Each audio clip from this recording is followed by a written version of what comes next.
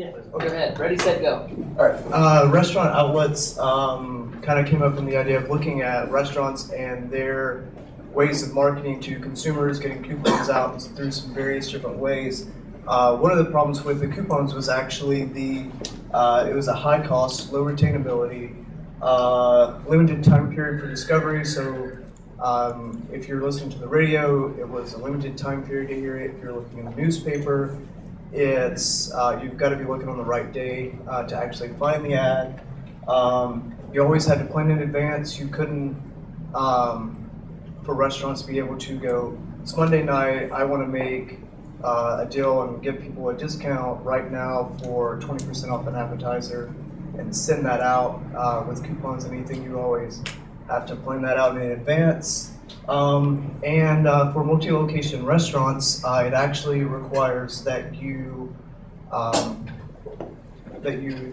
pay these costs in each city instead of having one centralized repository where all of these could go to.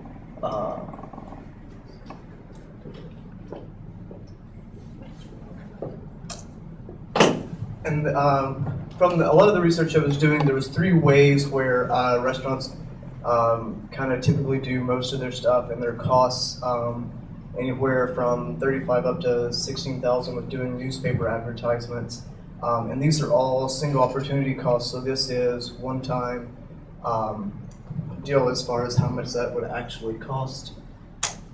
And so one of the things with the benefits of what Restaurant Outlets brings is it's an instant to market iPhone, Android, web application, so restaurants can easily come up with a deal, 5 minutes later push it out to tens and thousands of potential customers. It's one location, so all the restaurants are actually sending their deals into our servers, and then users are able to instantly find the deals from they want, pick the restaurants that they actually want to receive updates from. You don't have to cut out any coupons. You take your iPhone with you, you show it to the people, and it's got the coupon code, and you don't have to remember always trying to carry a coupon or anything with you. I know that was always one of my biggest problems with getting deals at restaurants is if it required a coupon, 90% of the time I either left it at home or in my wallet and still didn't remember that I had it with me. And also with Restaurant Outlets, it's location aware. So if I travel to Cincinnati, the application would automatically detect that I'm in a new city, and instead of giving me Lexington restaurant deals, it would actually then give me deals for Cincinnati, so I could see what was going on in Cincinnati that night and actually then find deals. And then with the fully customizable text description, this allows restaurants to be able to essentially make the deal anything they want it to be. They can say 20% off tonight, or 2 people, or 2 people get $20 off, or anything like that.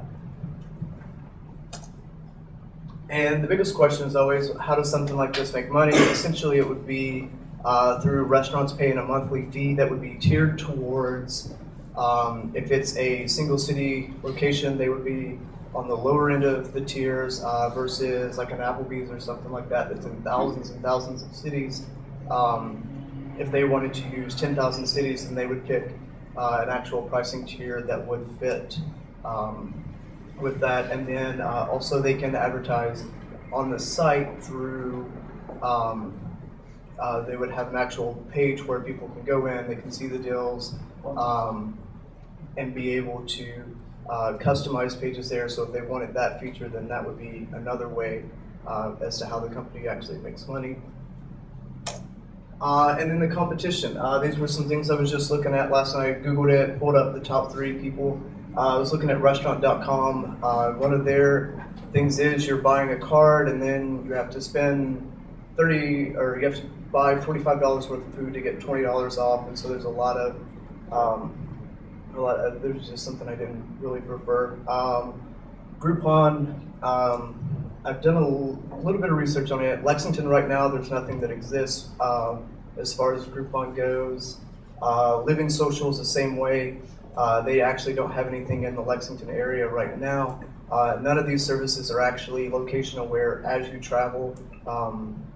And then With Groupon, I think it usually takes a X number of people to actually activate the deal. Cool. All right, you guys can go ahead.